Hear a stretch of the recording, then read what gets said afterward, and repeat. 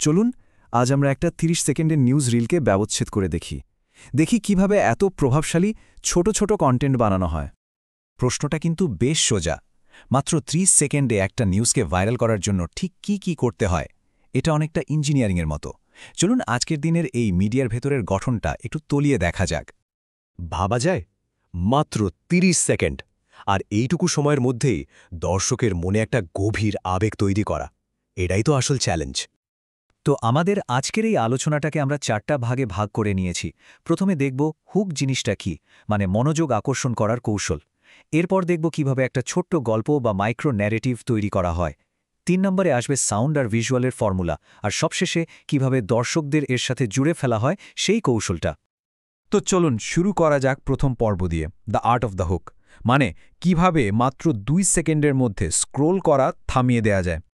এই জিনিসটাকে বলে স্ক্রল স্টপার, মানে এমন একটা প্যাকেজ যেখানে অডিও, ভিডিও আর গল্প বলার ধরন সবকিছু এমনভাবে ডিজাইন করা হয় যা দর্শকের চোখ আটকে দেবে, স্ক্রল করে চলে যেতে দেবে না।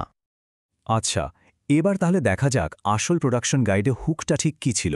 কথাটা ছিল এরকম: ১ মিনিট, শেখ হাসিনার মৃত্যুদণ্ড হয়েছে। চিন্তা করুন একবার, এটা একটা পারফেক্ট স্ক্রোল স্টপারের উদাহরণ। এতখানি সেন্সিটিভ আর বিস্ফোরক একটা কথা বলার একটাই উদ্দেশ্য, সরাসরি দর্শকের আবেগে নাড়া দিয়ে মনোযোগ কেড়ে নেওয়া। চলুন এই ২ সেকেন্ডের ফর্মুলাটাকে একটু ভেঙে চুড়ে দেখি। আবেগের জায়গাটা কেমন হতে হবে? একেবারে হতবাক, দম বন্ধ করা আর খুব জরুরি একটা ভাব। কথা বলার গতি হবে খুব ফাস্ট, কোনো থামাফামি নেই। গলার আওয়াজ থাকবে চড়া, যেন একটা বিপদ সংকেত দিচ্ছে। আর স্ক্রিনে কি থাকবে? দপদপ করতে থাকা টেক্সট আর তার পেছনে টকটকে লাল ব্যাকগ্রাউন্ড, সাথে আবার জুড়ে দেওয়া হয়েছে একটা ড্রামাটিক নিউজ অ্যালার্টের সাউন্ড এফেক্ট। বুঝতেই পারছেন, প্রত্যেকটা জিনিস এমনভাবে সাজানো যাতে সাথে সাথে একটা বিরাট ধাক্কা দেওয়া যায়। আচ্ছা, হুক তো গেল। এবার আসি আমাদের দ্বিতীয় পর্বে, একটা মাইক্রো ন্যারেটিভ বা ছোট্ট গল্প তৈরি করা। ভাবুন তো, ২৫ সেকেন্ডেরও কম সময়ে কিভাবে একটা গোটা গল্পের শুরু, মাঝখান আর শেষ সবটা তুলে ধরা হয়। এই টাইম লাইনটা একবার দেখুন, তাহলেই পুরো গল্পের ছকটা পরিষ্কার হয়ে যাবে। প্রথম ২ সেকেন্ডে ধামাকা, মানে সেই হুকটা। এরপরে ৩ সেকেন্ডে আসছে ঘটনার প্রেক্ষাপট, অভিযোগ, ট্রাইব্যুনাল, এসব। ৫ থেকে ১০ সেকেন্ডের মধ্যে গল্পের ক্লাইম্যাক্স, রায়ের খুঁটিনাটি। তারপরই ১০ থেকে ১৫ সেকেন্ডে দেখানো হচ্ছে এর পরিণতি, দাঙ্গা শুরু হয়ে গেছে। পরে ১০ সেকেন্ড ধরে চলছে এর বিশ্লেষণ, মানে পুরো ঘটনাটার একটা বড় প্রেক্ষাপট তুলে ধরা হচ্ছে। আর একদম শেষ ৫ সেকেন্ডে দর্শকদের জন্য একটা প্রশ্ন বা আহ্বান। দেখেছেন কি অবিশ্বাস্য গতিতে গল্পটা এগোচ্ছে? আর এখানে সবচেয়ে ইন্টারেস্টিং ব্যাপার হলো গলার স্বরের খেলাটা। খেয়াল করে দেখুন, হুকের সময় টোনটা ছিল একেবারে অবাক করা, খুব দ্রুত। উদ্দেশ্য হলো আতঙ্ক আর সাসপেন্স তৈরি করা। কিন্তু যখনই রায়ের ডিটেলস বলা হচ্ছে, তখন টোনটা হয়ে যাচ্ছে একদম গম্ভীর আর ধীর। কেন? যাতে ঘটনার ভয়াবহতাটা দর্শকের মনে গেঁথে যায়, মানে পুরোটা সময় ধরে দর্শকের আবেগটাকে কন্ট্রোল করা হচ্ছে। এবার আসা যাক তৃতীয় পর্বে, সেন্সরি ফর্মুলা বা সংবেদী সূত্র, মানে শব্দ আর ছবিকে একসাথে মিশিয়ে কিভাবে এর প্রভাবকে বহুগুণ বাড়িয়ে তোলা হয়। এই টেবিলটা দেখলেই বোঝা যায় যে প্ল্যানিংটা কতটা নিখুঁত আর চুলছেরা, মানে এক চুলও ভাগ্যের ওপর ছাড়া হয়নি। যেমন ধরুন, যখন ভয়েস ওভারে বলা হচ্ছে রায় দিয়েছে, ঠিক তখনই স্ক্রিনে একদিকে শেখ হাসিনা আর অন্যদিকে ট্রাইব্যুনালের ছবি, আর ব্যাকগ্রাউন্ডে বাজতে শুরু করছে একটা টেনশনে ভরা মিউজিক। আবার যখন বলা হচ্ছে মৃত্যুদণ্ডের সুপারিশ, স্ক্রিনে ধাম করে একটা হাতুড়ির অ্যানিমেশন, সাথে হাতুড়ি পেটানোর জোরালো শব্দ, মানে প্রতিটা সেকেন্ড একেবারে ছকে বাঁধা। তাহলে মূল কথাটা কি দাঁড়ালো?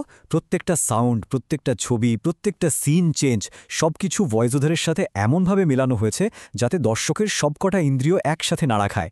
এটা স্রেফ একটা স্ক্রিপ্ট না, এটা একটা কমপ্লিট অডিও ভিজুয়াল নকশা।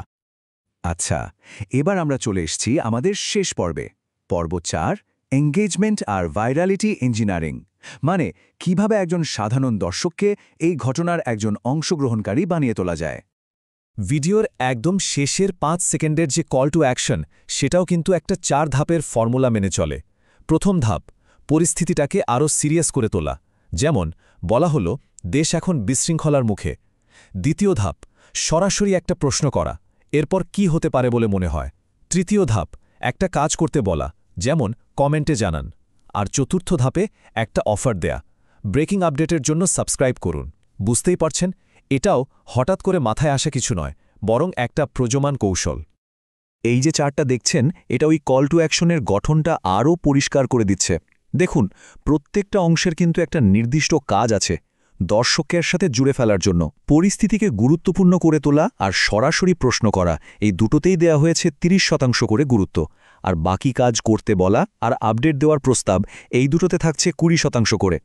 তাহলে পুরোটা বিশ্লেষণ করে আমরা কি বুঝলাম? এটা আসলে শুধু একটা ভিডিও না, এটা যেন ভাইরালিটির জন্য বানানো একটা মেশিন, যার প্রতিটি অংশে এনগেজমেন্টকে একেবারে ইঞ্জিনিয়ারিং করে বসানো হয়েছে। আর এই প্রোডাকশন গাইডটা এটাই দেখিয়ে দেয় যে এই ধরনের মারাত্মক প্রভাবশালী কন্টেন্ট বানানোর জন্য একটা নির্দিষ্ট ফর্মুলা আছে, যা বারবার ব্যবহার করা সম্ভব। সবশেষে একটা বড় প্রশ্ন কিন্তু থেকেই যায়, এই যে 30 সেকেন্ডের গল্পের যুগ, এখানে কোনটা কার্যকরী যোগাযোগ আর কোনটা নিছক আবেগকে নিয়ে খেলা, এই দুয়ের মাঝখানের সূক্ষ্ম রেখাটা ঠিক কোথায়?